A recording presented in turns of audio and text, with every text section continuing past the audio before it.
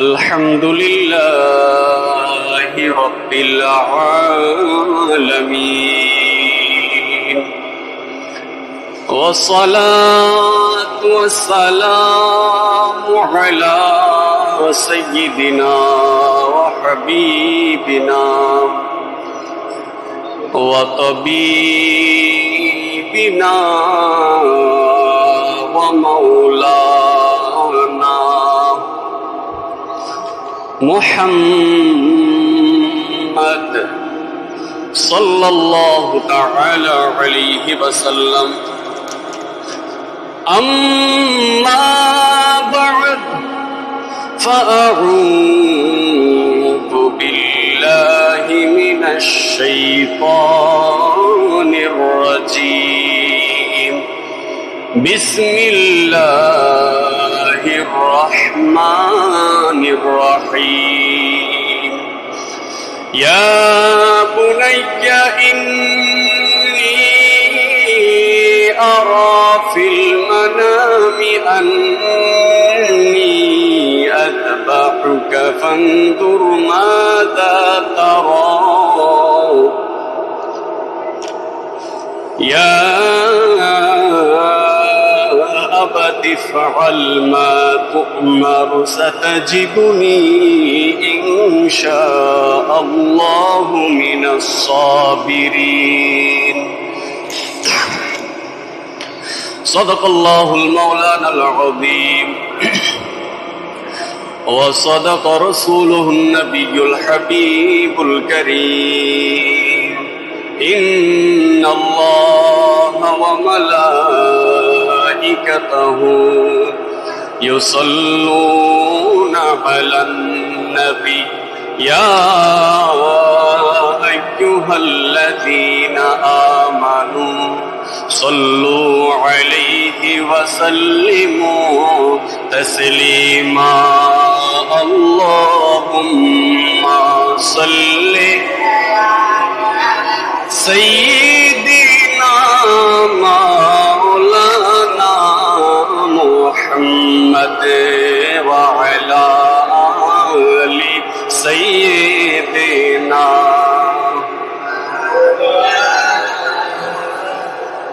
محبت راز پڑھیں اللہم صلی علی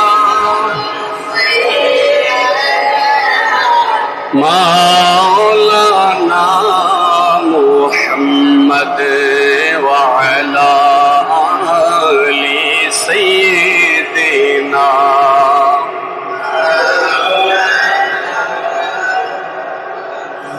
واہ کیا مرتبہ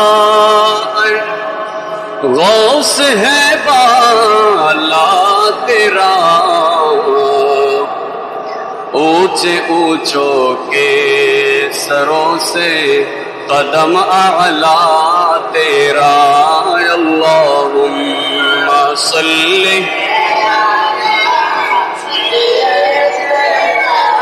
مولانا محمد وعلا سیدنا.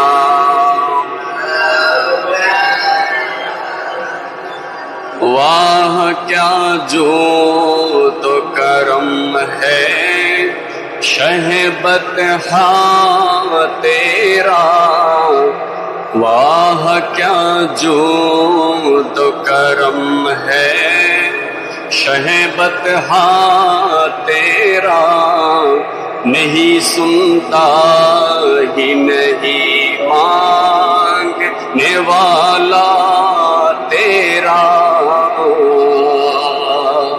সুবহান আল্লাহ বলেন। আলা হযরত ইমাম আহলে সুন্নাত বলেন, হে সাহারার মরুভূমির হে বাদশাহ, হে মদিনার সরদার, হে কুবয় জাহানের মালিক ও মুখতার নবী, আপনার দরবার তো এমন দরবার যেই দরবার থেকে কখনো কেউ না শব্দ শুনে যায়নি। সুবহানাল্লাহ। রাসূলুল্লাহর দরবার এমন দরবার যে যা চেয়েছে নবীর দরবার থেকে তাই পেয়েছে। যুদ্ধের মধ্যে সাহাবায়ে কেরামের চোখ পড়ে গেছে। এখন চোখ পড়ে গেছে যাবে কার কাছে? ডাক্তারের কাছে। কিন্তু সাহাবার আকীদা আমার নবী আমাদের উপকার করতে পারে। সাহাবা ওই চোখ নিয়ে আল্লাহ রসুলের দরবারে চলে গেছেন, হুজুর যুদ্ধের মধ্যে আমার চোখটা পড়ে খুলে গেছে। আল্লাহ হাবিব সাল্লাল্লাহু আলাইহি ওয়াসাল্লাম থুতু মুবারক নিলেন, দিয়ে লাগাইয়া একটু ফিট করে দিলেন। এটা হচ্ছে নবী মুস্তাফার দরবারের অপারেশন। ওই সাহাবী বলেন, আমার নবী যে চোখের মধ্যে অপারেশন করে চোখটা লাগাইয়ে দিয়েছেন, ওই চোখে আমি যে চোখ ভালো ছিল আগের ছিল, এর চেয়ে বেশি দ্বিগুণ আমি সাহাবী আমার নবীর দেওয়া সেই চোখে আমি আরো বেশি দেখি। সুবহানাল্লাহ। আলা হযরত বলেন, वाह क्या जो तो करम है शहबतहा तेरा, नहीं सुनता ही नहीं मांगने वाला तेरा। फर्श वाले तेरी शौकत का उलू क्या जाने, खुसरवा अर्श पे उड़ता है फरेरा तेरा, खुसरवा अर्श पे उड़ता है फरेरा तेरा। आसमां खां ज़मीं खां ज़माना मेहमान, साहिबे खाना लक़ब किसका है तेरा तेरा, साहिबे खाना लक़ब किसका है तेरा तेरा। तेरी सरकार में लाता है रजा उसको शफी, तेरे सरकार में लाता है रजा उसको शफी, जो मेरा गौस है और लाड लबेटा तेरा। আল্লাহ হযরত বলেন যে মদিনা শরীফে আল্লাহ রসুলের কাছে গিয়ে বলেন, হুজুর আমার তো কোনো কিছু আপনার দরবারে আনতে পারি নাই, আমি যা এনেছি হুজুর গৌসে আজম আব্দুল কাদের জিলানীকে এনেছি। ইয়া রাসূলুল্লাহ, গৌসে পাকের সদকায় আমাকে আপনি কবুল করেন। সুবহানাল্লাহ। বলেন যে তেরে সরকার মে লাতা হে রজা उसको शफी, जो मेरा गौस है और लाडला बेटा तेरा, जो मेरा गौस है और लाडला बेटा तेरा। वाह क्या जो तो करम है शहबत हाँ तेरा। সকল বলে আলহামদুলিল্লাহ। আল্লাহ পাকের দরবারে লক্ষ কোটি শুকরিয়া যে আল্লাহ দয়াময় মালিক আমাদেরকে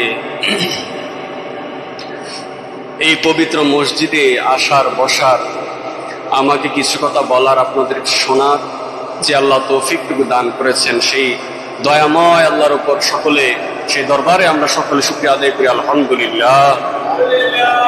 তার সাথে সাথে বেশুমার বেহাত দরুদ ও সালাম বর্ষিত কুল কায়নাতের নবী মুহাম্মদুর রাসূলুল্লাহ সাল্লাল্লাহু আলাইহি ওয়াসাল্লামের উপর সকলে বলি আমিন।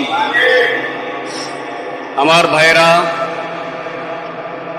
আমাদের জিলহজ মাসের আমরা আজকে প্রথম জুমা,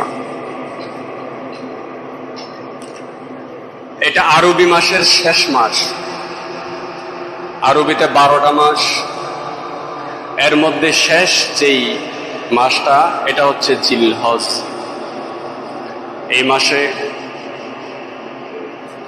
বিশেষ করে আমরা এই মাসে কুরবানি করে থাকি। এই কুরবানির ব্যাপারে আল্লাহর হাবিব সাল্লাল্লাহু আলাইহি ওয়াসাল্লামের কাছে জিজ্ঞাসা করা হলো, ইয়া রাসূলুল্লাহ সাল্লাল্লাহু আলাইহি ওয়াসাল্লাম, হুজুর কুরবানি সম্পর্কে যখন হুজুরকে জিজ্ঞাসা করলো কুরবানি সম্পর্কে, নবী পাক সাল্লাল্লাহু আলাইহি ওয়াসাল্লাম বলেন, এটা হচ্ছে তোমাদের পিতা হযরতে ইব্রাহিম খলিলুল্লাহ আলাইহিস সালাতু ওয়াস সালামের পবিত্রতম সুন্নত এই কুরবানি। কোরআনে পাকের মধ্যে আল্লাহ এই ঘটনা বর্ণনা করলেন। হযরতে ইব্রাহিম আলাইহিস সালাতু ওয়াস সালাম তিনার সন্তান ইসমাইলকে বললেন, বিসমিল্লাহির রহমানির রহিম, ইয়া বুনাইয়া ইন্নী আরা ফিল মানামি আন্নী আযবাহুকা ফানজুর মাযা তারা। হে আমার ছেলে, আমি স্বপ্নে দেখেছি আমি তোমাকে জবে করতেছি, এখন তুমি দেখো তোমার কি সিদ্ধান্ত। হযরত ইসমাইল আলাইহিস সালামকে হযরতে ইব্রাহিম আলাইহিস সালাম বললেন, আমি স্বপ্নে দেখেছি। এখন স্বপ্নে কি দেখলেন? বলেন যে আমি স্বপ্নে দেখেছি তোমাকে জবে করতেছি। ঘটনা হলো হযরতে ইব্রাহিম আলাইহিস সালামকে খুবই মনোযোগ দিয়ে শুনেন। হযরত ইব্রাহিম আলাইহিস সালাম জিলহজ মাসের জিলহজ মাসের ৮ তারিখ হযরত ইব্রাহিম আলাইহিস সালাম একটা স্বপ্নে দেখলেন। হযরত ইব্রাহিম ওই রাতে স্বপ্নে দেখলেন কেউ তাকে বলতেছে, হে ইব্রাহিম, আল্লাহর পক্ষ থেকে নির্দেশ দেওয়া হয়েছে, আল্লাহর পক্ষ থেকে হুকুম দেওয়া হয়েছে, আপনি আপনার প্রিয়তম সন্তানকে জবে করে দেন। আপনি আপনার প্রিয়তম তোমার সন্তানকে তুমি জবাই করে দাও আল্লাহর জন্য। উনি এই স্বপ্ন দেখে সারা রাত চিন্তার মধ্যে পড়ে গেলেন।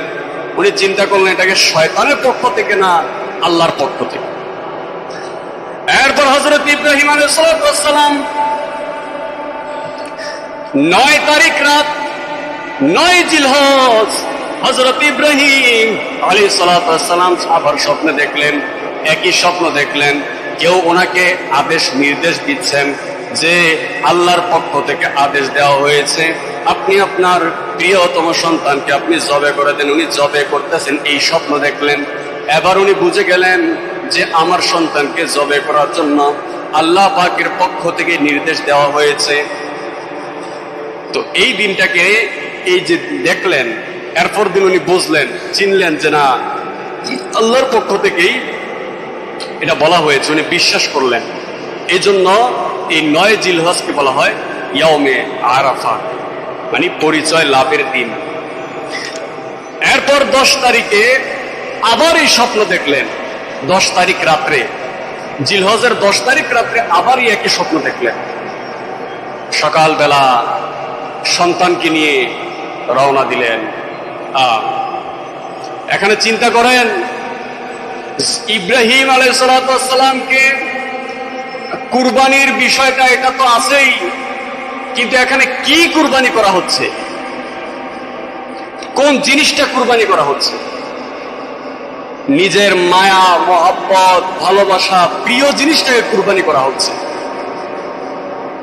হযরত ইসমাইল আলাইহিস সালামকে হযরতে ইব্রাহিম খুব ভালোবাসতেন, খুবই মহব্বত করতেন। এত ভালোবাসতেন সন্তানকে। হযরতে হাজরা রাদিয়াল্লাহু তাআলা আনহাও খুব ভালোবাসতেন সন্তান। কেমন পরীক্ষা এসেছে, কেমন কি পরীক্ষা আল্লাহ তাদের থেকে নিয়েছেন। সন্তানকে জবে করার জন্য আল্লাহর কাছ থেকে নির্দেশ এসে গিয়েছে।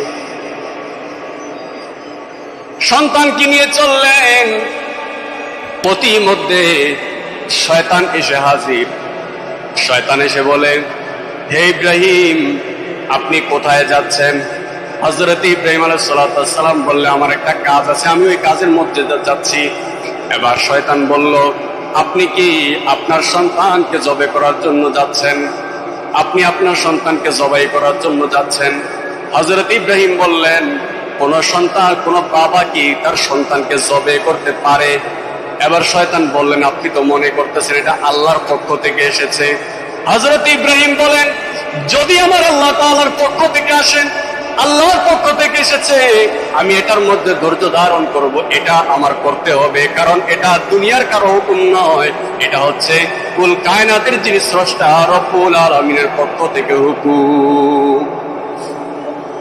শয়তান এবার বেরাজ হয়ে গেলেন, এখানে আর কোনো কাজ হয় না, এবার চলে গেলেন হযরতে বিবি হাজরা রাদিয়াল্লাহু তাআলা আনহার কাছে। বিবি হাজরার কাছে গেলেন, ডাক দিয়ে বলেন, হাজরা, তোমার সন্তানকে নিয়ে তোমার স্বামী কই গেল? এবার বিবি হাজরা বলে, তাদের একটা কাজ রয়েছে, আমার সন্তানকে নিয়ে চলে গেলেন। এবার হযরতে বিবি হাজরাকে শয়তান প্ররোচনা দেওয়ার জন্য বললেন, তোমার স্বামী তোমার সন্তানকে জবাই করার জন্য লয়ে গেছে, তুমি কি খবর জানোনি? বলতেছে যে উনি মনে করতেছেন যে এটা আল্লাহর পক্ষ থেকে কোনো হুকুম এসেছে। হযরতে হাজরা রাদিয়াল্লাহু তাআলা আনহা বলেন, তুমি কি কোনো সময় দেখছো যে সন্তানকে পিতা হত্যা করতে? বললেন যে যদি আল্লাহর পক্ষ থেকে এই হুকুম হয়ে থাকে তাহলে এই কাজ করাই ভালো। সুবহানাল্লাহ।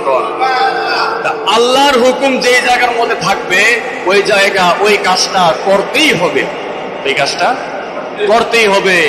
এখানে আপনি ভালো খারাপ নিজের আকল খাটালে হবে না, এখানে চিন্তা করতে হবে আপনাকে যিনি সৃষ্টি করেছেন তিনি আপনাকে হুকুম দিয়েছেন। এই আকল খাটিয়েছে শয়তান। কে খাটাইছে? শয়তান। হযরতে আদম আলাইহিস সালামকে যখন সেজদা করলো, সবাই সেজদা করলো, ইবলিস বাদে। এবার ইবলিসকে আল্লাহ, আমি না আদমের চেয়ে বড়, আদমের আগে সৃষ্টি, আগুনের তৈরি, আগুন ধরা দিলে উপরে যায় আর মাটি ছেড়ে দিলে নিচে চলে যায়, এটা হচ্ছে আগুন আর মাটির খাসিয়ত। এখানে আকল খাটিয়েছে।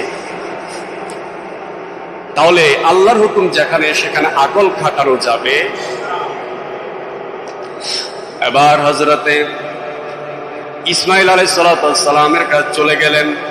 তাহলে হযরতে হাজরার ঘটনা থেকে আমরা শিক্ষা গ্রহণ করতে পারি, সংসারের বিবি খুব পরহেজগার হতে হবে। সংসারের যে স্ত্রী হবেন উনি খুবই ধৈর্য ধারণকারী হতে হবে। সন্তানকে জবে করার জন্য আল্লাহর দরবার থেকে নির্দেশ এসেছে, স্বামী নিয়ে গিয়েছেন। হযরতে হাজরা বলেন, আমার স্বামী যেহেতু নিয়ে গিয়েছেন, আল্লাহর পক্ষ থেকে যেহেতু হুকুম চলে এসেছে, এই জন্য আর কোনো কিছু দেখার দরকার নাই। এই কাজের মধ্যে যদি এই কাজ আল্লাহর পক্ষ থেকে হয়, এই কাজ করাটাই ভালো হবে। জোরে জোরে বলেন সুবহানাল্লাহ। এই জন্য মা বোনদের ধৈর্য ধারণ করা উচিত, সব কাজের মধ্যে চিন্তা ভাবনা করে কাজ করা উচিত। আমার ভাইয়েরা, এবার ওই শয়তান এখানে আর কোনো কাজ করতে পারলো না। এবার চলে গেছেন সন্তান হযরতে ইসমাইল আলাইহিস সালাতু ওয়াস সালামের কাছে। হযরতে ইসমাইলের কাছে গিয়ে বলেন, আরে তোমার বাস তোমারে কোন জায়গায় নিয়ে যায় জানোনি? বলে, আমার পিতা আমাকে কোন জায়গায় নিয়ে যায়, আমি আমার পিতার সাথে যাচ্ছি। বাবা যেখানে নেই আমি সন্তান ওই জায়গার মধ্যে যাব। এবার হযরতে ইব্রাহিম আলাইহিস সালাতু ওয়াস সালামের ব্যাপারে শয়তান ইসমাইলের ভিতরে একটু ওয়াসওয়াসা সৃষ্টি করার জন্য গেছে। বলে, তোমার বাপে তো তোমার জবাই করে দিব। বলে, তোমার বাপ মনে করতেছে এটা আল্লাহর পক্ষ থেকে একটা হুকুম হয়েছে, অর্ডার হয়েছে, এই জন্য তোমার বাবা তোমাকে হত্যা করার জন্য, জবাই করার জন্য চলে যাচ্ছে। হযরত ইসমাইল কেমন সন্তান, যেমন বাপ তেমন মা তেমন সন্তান। সন্তান ডাক দিয়ে বলেন, আমার আল্লাহর পক্ষ থেকে যদি এই সিদ্ধান্ত হয়, আমি আল্লাহ রব্বুল আলামিনের সন্তুষ্টির জন্য আমার বাবা আমাকে শহীদ করবেন, এটার মধ্যে আমার কোনো নিজের কোনো মত নেই। আমার মত হচ্ছে আল্লাহ রব্বুল আলামিনের যদি হুকুম হয় এটা করাই ভালো হবে, এই কাজের মধ্যে আমি ইসমাইল প্রস্তুত রয়েছি। আরো জোরে কোন সুবহানাল্লাহ। কেমন সন্তান, কেমন তার মা আর কেমন তার বাবা।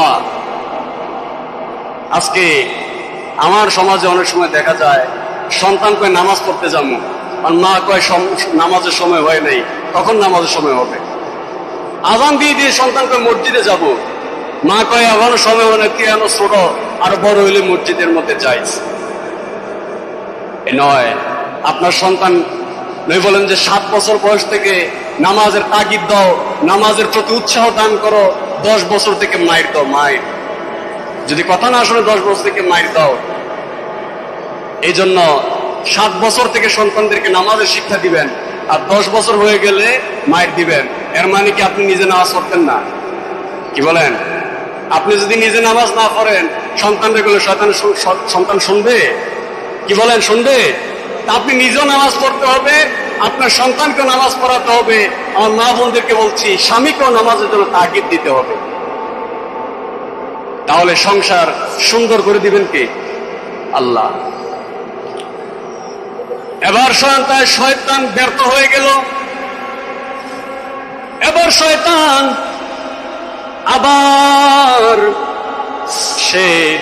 আবার তার নিজের কাজ শুরু করে দিল। সে জামরার কাছে গিয়ে আবার যখন প্ররোচনা দেওয়ার জন্য আসলো, এবার হযরত ইব্রাহিম আলাইহিস সালাম 7টা ইট কঙ্কর নিলেন। কয়টা? 7টা কঙ্কর নিয়ে ওই শয়তানকে ইটা একটার পর একটা ইল মারলেন। এরপর দ্বিতীয় জামরার মধ্যে যখন আবার শয়তান আসলো, এবার ফেরেশতারা দ্বিতীয়বার হযরতে ইব্রাহিম আলাইহিস সালামকে বললেন যে শয়তান আয়া পড়ছে, তাকে আবার প্রহার করেন। হযরত ইব্রাহিম আবার 7টা পাথর নিলেন। 7টা পাথর নিয়ে সে হযরত ইব্রাহিম ওই শয়তানের গায়ের মধ্যে মারলেন। এরপর তৃতীয়বার আবার ওই তৃতীয় জামরার মধ্যে যখন নিকট পৌঁছলেন, হযরত ইব্রাহিমকে আবার ফেরেশতারা বললেন যে আবার 7টা পাথর দিয়ে আপনি নিক্ষেপ করেন। এইভাবে পাথর নিক্ষেপ করলেন। আজও হাজিরা যখন যায়, তারা ওই জামরার মধ্যে তিনারা পাথর নিক্ষেপ করেন, কঙ্কন নিক্ষেপ করেন শয়তানের গায়ের মধ্যে। ঠিক কিনা?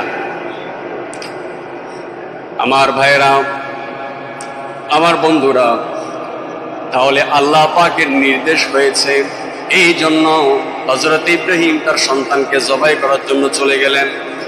এবার যখন চলে গেলেন, যাওয়ার পর সন্তানকে এবার হযরত ইব্রাহিম বলেন, ইয়া বুনাইয়া ইন্নী আরা ফিল মানামি ইন্নী আযবাহুকা ফানজুর মাযা তারা। এ আমার প্রিয় সন্তান, আমি রাতের মধ্যে স্বপ্নে দেখেছি তোমাকে আমি জবাই করতেছি। এই হুকুমটা আল্লাহর পক্ষ থেকে এসেছে। এখন তুমি ভেবে চিন্তে দেখো কি সিদ্ধান্ত তোমার। সন্তানকে জিজ্ঞেস করতেছেন, তোমার সিদ্ধান্ত কি? এবার সন্তান বলেন, ইয়া আবাতি ফাআল মা তু'মারু সাতাজিদুনি ইনশাআল্লাহু মিনাস সাবিরিন। আল্লাহু আকবার। এবার সন্তান কেমন আদর্শবান সন্তান ডাক দিয়ে বলে, বাবা, এ আমার পিতা, আপনি সেটাই করুন যেটা আপনাকে আদেশ দেওয়া হয়, যেটা আপনাকে বলা হয়েছে আপনি সেটাই করেন। আল্লাহ যদি চায় অতি শীঘ্রই আপনি আমাকে ধৈর্যশীল পাবেন। সন্তানকে বাবা বলেন, বাবা আপনি টেনশন করিয়েন না, আপনি আমাকে ধৈর্যশীল হিসাবে পাবেন। বাবা, আল্লাহর পক্ষ থেকে যা আদেশ দেওয়া হয়েছে আপনি তাই করেন, আপনি আর কোনো দিকে চিন্তা করিয়েন না, আপনি তাই করতে থাকেন। হযরত ইব্রাহিম আলাইহিস সালাম এবার সন্তানকে জবাই করার জন্য প্রস্তুত হয়ে গেলেন। সন্তানকে আল্লাহর রাস্তায় জবাই করার জন্য প্রস্তুত হয়ে গেলেন।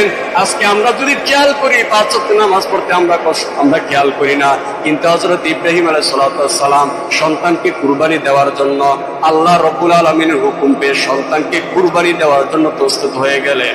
সন্তানকে এবার যখন ওই জায়গার মধ্যে নিয়ে গেলেন, এবার সন্তান হযরত ইব্রাহিম আলাইহিস সালামকে ইসমাইল বলে, বাবা আমাকে উত করে শোয়ান। কেমন সন্তান? আব্বা আমাকে উত করে শোয়ান।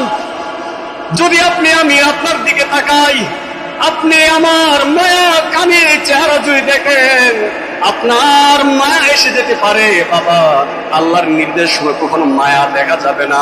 বাবা, আপনি যদি আমার চেহারার দিকে তাকায় মায়া চলে আসে, আপনি তো আমাকে আর জবাই করতে পারবেন না। এবার বললেন, বাবা আপনি আমাকে উত করে শোয়াই দেন। ভাইরা আমার একটু খেয়াল করেন, সন্তান যখন বাবাকে এই কথা বলে, বাবার অন্তরটা কেমন হয়? বাবার অন্তরটা কেমন হয়? বাবার অন্তরটা কেমন হয়? একটু দিলের কান লাগায় শোনেন, বাবার অন্তরটা কেমন হয়।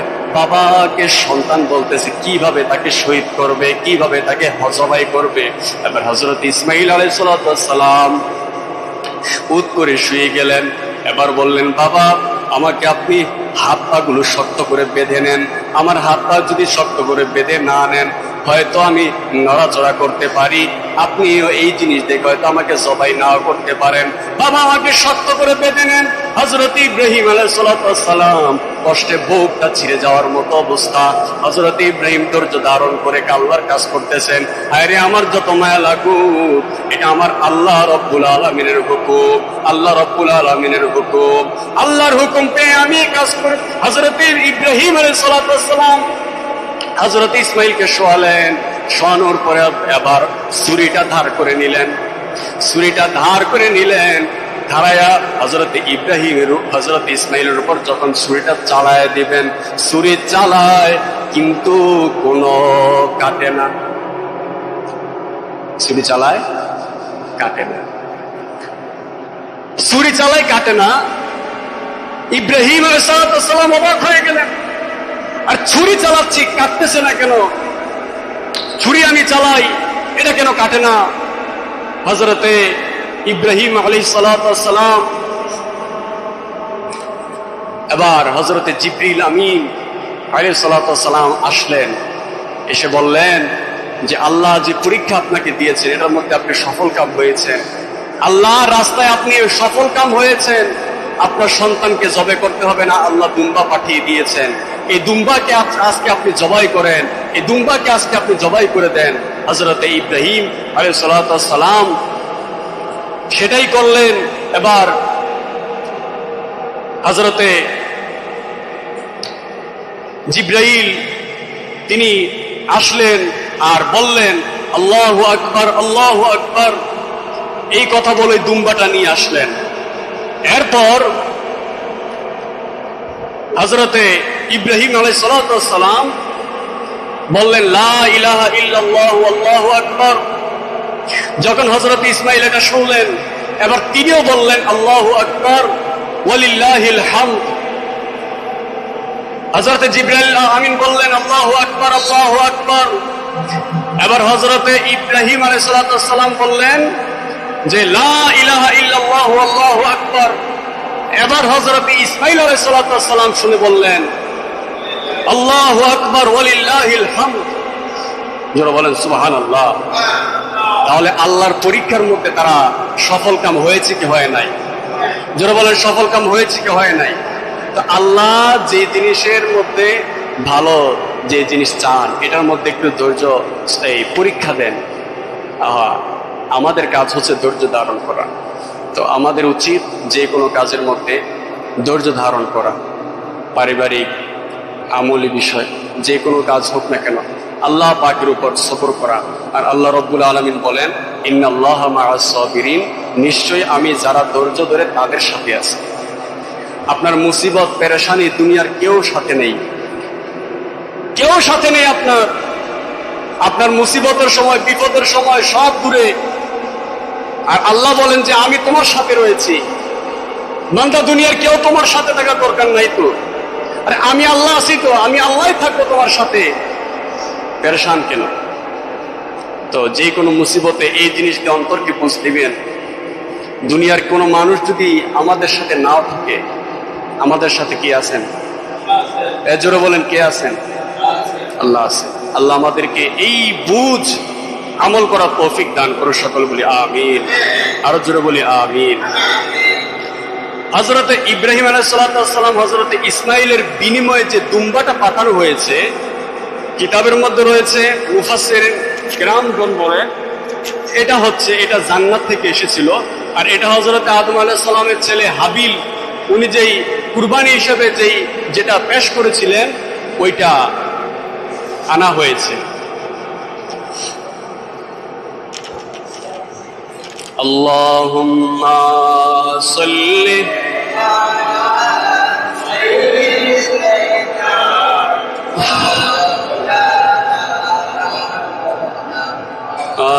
وعلى آل سيدنا اللهم صل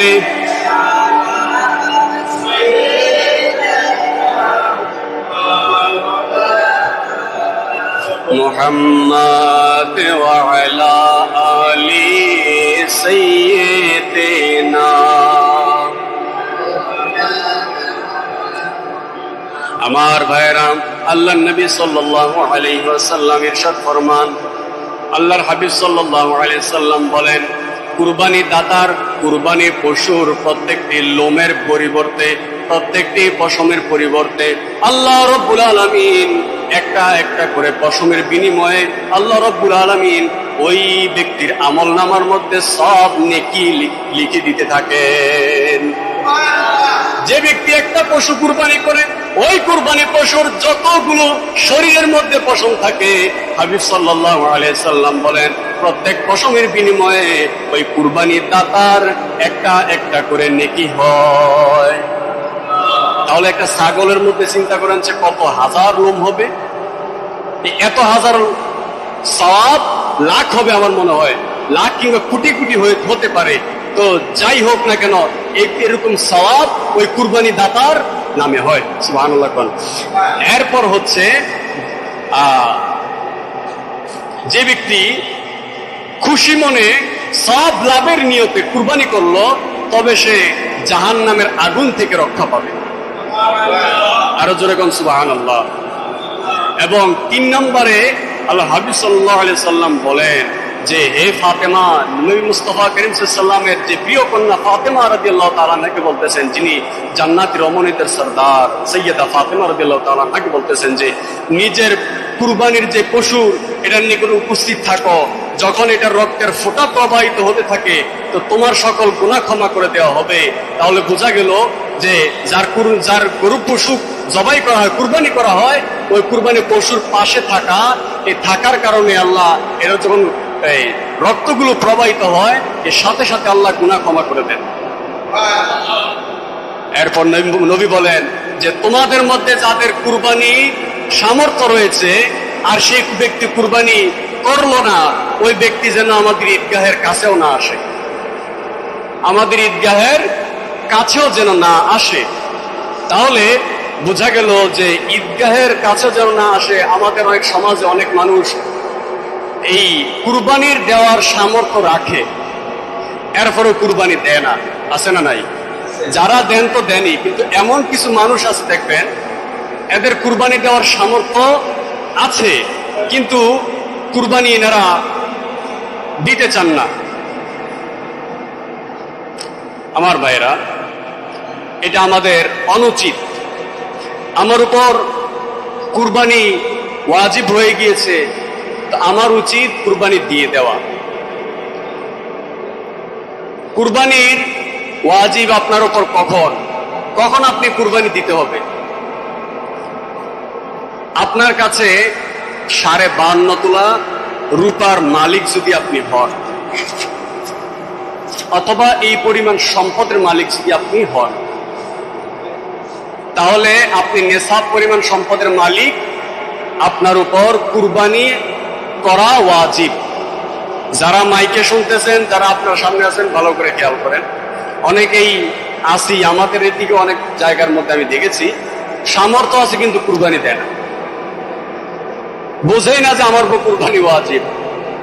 আমার ভাইরা, আপনার উপর কাছে যদি 52.5 তোলা রূপার সমপরিমাণ সম্পদ থাকে, অথবা এগুলো মজুদ থাকে, আর এরকম সম্পদ এটা আপনার প্রয়োজনীয় খরচের বাহিরে, আপনার প্রয়োজনীয় খরচ এর ভিতরে নয়, আপনি সংসার চালাইলেন, পরিবার চালাইলেন, ঠিক আছে, কিন্তু এই সম্পদ থেকে না, এটা আলাদা আপনার জমা করা, আলাদা আপনার জমা করা, এটা আপনার সংসার কাজে লাগে না। আপনার সংসারের খরচ, নিজের খরচ, সবকিছু প্রয়োজনীয় খরচ চালানোর পর আলাদা যে সম্পদটা, এটা যদি নিসাব পরিমাণ সম্পদের সমপরিমাণ হয়, মানে 52.5 তোলা রূপার সমপরিমাণ যদি হয়, তাহলে আপনার উপর কুরবানি ওয়াজিব। এখন রূপার ভরি কত করে আপনারা বলতে পারবেন কেউ? রূপার ভরি না 3000, তো এখন আরো দাম বেড়ে গেছে, 4000, 5000 এরকম হবে। তো এরকম হিসাব করে যদি দেখেন, তাহলে 52.5 তোলা রূপার এই সম্পদরা কত আসে? প্রায় ধরেন 2-2.5 লাখ টাকার মতো আসে। আর 22 ক্যারেটের যেটা, এটা মনে হয় 5,500 বর্তমান বাজারজাত অনুযায়ী। 22 ক্যারেটের যেটা, এটা 5.5-এর মতো, তো হিসাব করলে প্রায় 2.5 লাখ টাকার মতো উপরে। তো এরকম 2-3 লাখ এরকম আপনারা হিসাব করে এটা খেয়াল করবেন, আপনার সম্পদ কতটুকু আছে এটা আপনি হিসাব করবেন। আর বর্তমান বাজারে রূপার মূল্য কত এটা আপনারা একটু জেনে নেবেন। তো এই হিসাব করে যদি আপনার কাছে এরকম সম্পদ মজুদ থাকে, আপনার ব্যাংকে থাকুক, ঘরে থাকুক, যেখানেই থাকুক, আপনার প্রয়োজনের খরচের বাহিরে এই টাকাটা আছে, তো আপনার উপর কুরবানি আদায় করা ওয়াজিব। কথা বুঝতে পারছেন? এখন আরেকটা বিষয়, এটা নিয়ে সমাজে অনেক জায়গায় প্যাঁচ লাগে, এটা না বোঝার কারণে। পরিবারের মধ্যে বাবা একজন, 2 সন্তান, এখন ছেলেও কামাই করে, তার ভাইও কামাই করে, বাবাও কামাই করে। এখন হিসাব করলে দেখা যায় বাবাও নিসাব পরিমাণ সম্পদের মালিক, আবার 2 সন্তান নিসাব পরিমাণ সম্পদের মালিক। এখন তারা কি করে ছাগল একটা লইয়ে পড়ে। আপনারা একটা জিনিস খেয়াল করবেন, ওট, মহিষ আর গরু এগুলোর মধ্যে 7 শরিক হয়। কয় শরিকে দেওয়া যায়? 7টা শরিকে দেওয়া যায়। কিন্তু কুরবানি কিছু বলে ছাগল আর ভেড়ার মধ্যে কিন্তু 1 শরিক, মানে একটাই, এটার মধ্যে শরিক হয় না। আপনার গরু, মহিষ, ওট এগুলোর মধ্যে 7টা শরিক হয়, কিন্তু ছাগলের মধ্যে কোনো শরিক হয় না। আপনারা আমাদের খেয়াল করবেন, কথাগুলো বুঝছেন? না বুঝলে আবার বলবেন যে হুজুর আলজাল কথা কইছে, নাউজুবিল্লাহ। খেয়াল করবেন। তো আপনার ছেলে যদি মালিক হয় তার আলাদা, ভাই যদি মালিক হয় তার আলাদা, বোন যদি মালিক হয়, নিসাব পরিমাণ সম্পদের মালিক হয়, সে আবার আলাদা, আবার বাবা যদি হয় বাবা আলাদা। তো আপনি যদি শরীকে কুরবানি দিতে পারেন, আপনি গরু কিনে আনেন, বাবার হবে একটা, ছেলের হবে একটা, বা নিজের হবে একটা, এভাবে যতজন মালিক হবে ততজনের উপর কুরবানি ওয়াজিব। আমার অনেক মা বোনদের উপর কুরবানি কিন্তু ওয়াজিব, যাদের স্বর্ণ অলংকার রয়েছে, এগুলো হিসাব করে যদি 52.5 তোলা রূপার সমপরিমাণ সম্পদ হয়ে যায়, তাহলে কুরবানি দেওয়াটা ওয়াজিব হয়ে যাবে। আপনার কথা বুঝতে পারছেন? কুরবানি দেওয়াটা কি ওয়াজিব হয়ে যাবে। এগুলো আপনারা হিসাব করে নেবেন, কার উপর কুরবানি ওয়াজিব আর কার উপর। আপনাদের নিসাব পরিমাণ যদি সম্পদের মালিক হয়ে যান, তাহলে আপনার উপর কুরবানি করাটা ওয়াজিব হয়ে যাবে। কথাই বুঝতে পারছেন? আর হাদিস শরীফে রয়েছে, এই যে কুরবানির পশুটা, এটা আল্লাহ যদি কবুল করেন, এই পশুটা দিয়ে আপনি পুলসিরাতের পোল পার হতে পারবেন। এটা আমার নবীর হাদিস। নবী বলেন যে এই পশুটা, এটা রক্ত গড়ায় ফরার আগে আল্লাহ তার কুরবানি কবুল করে নেন, আর এই পশুটা দিয়ে আমার ওই বান্দা, আমার সেই নবী, আমার আল্লাহর বান্দা, আমার নবীর এই উম্মত, এই পশু দিয়ে পুলসিরাতের পোল পার হয়ে যাবে। সুবহানাল্লাহ। আরো জোরে বলেন সুবহানাল্লাহ। তাহলে কুরবানি করার সামর্থ্য আছে, আমাদের কুরবানি করতে হবে।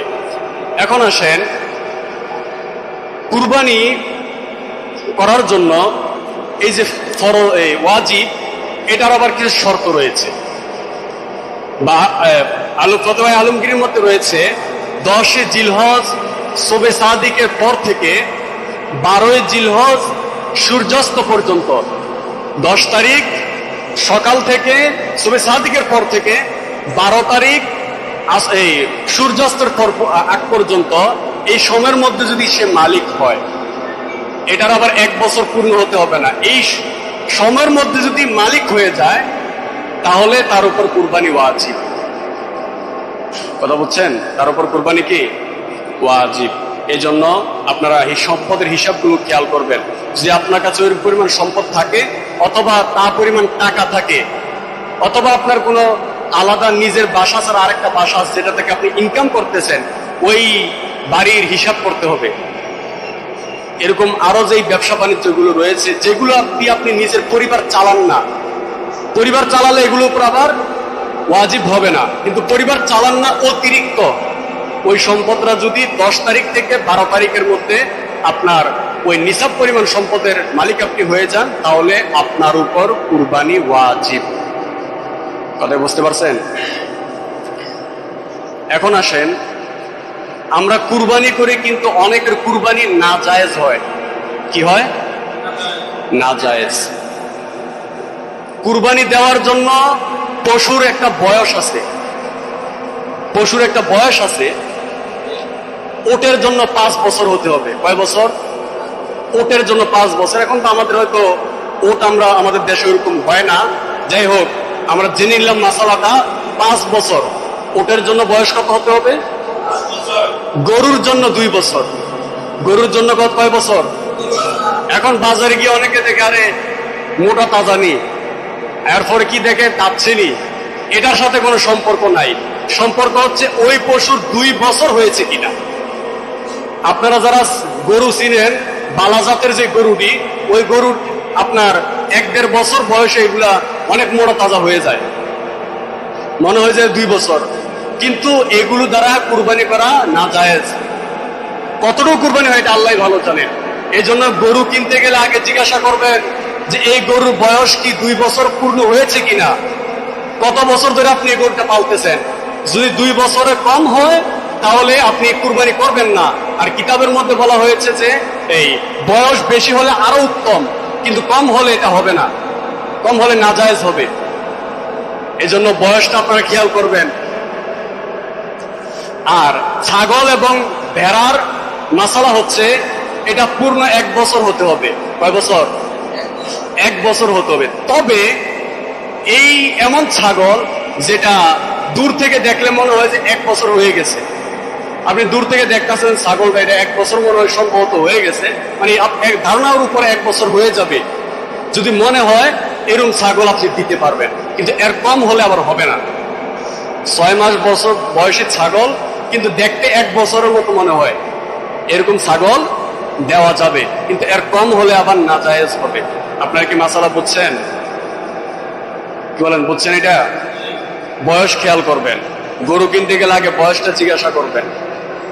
আর পশু কিনবেন খুদবিহীন, সুন্দর সুন্দর পশু কিনবেন, একটু ভালো দেখে সুন্দর দেখে কিনবেন, যার নিখুঁত আপনার সামর্থ্য অনুযায়ী যেরকম পারেন এরকমের মধ্যে আপনি নিবেন। তবে যে পশুটা নিবেন কমে নেন বা দামি নেন, কিন্তু এটা নিখুঁত নিবেন। বুঝতে পারছেন? এমন ল্যাংরা হাতুরা আইনেন না যেটা আবার 2 মিনিট হাঁটলে আবার জায়গার মধ্যে পয়সা যায়। কথা বুঝছেন নি? জায়গার মধ্যে আবার পয়সা যায়, এরকম আবার নিয়েন না। এই জন্য সাবধানে একটু নিতে হবে। কুরবানি করবেন বছর একটা, এটার মধ্যে একটু খেয়াল করতে হবে। কথা বুঝতে পারছেন? আর এই যে বলে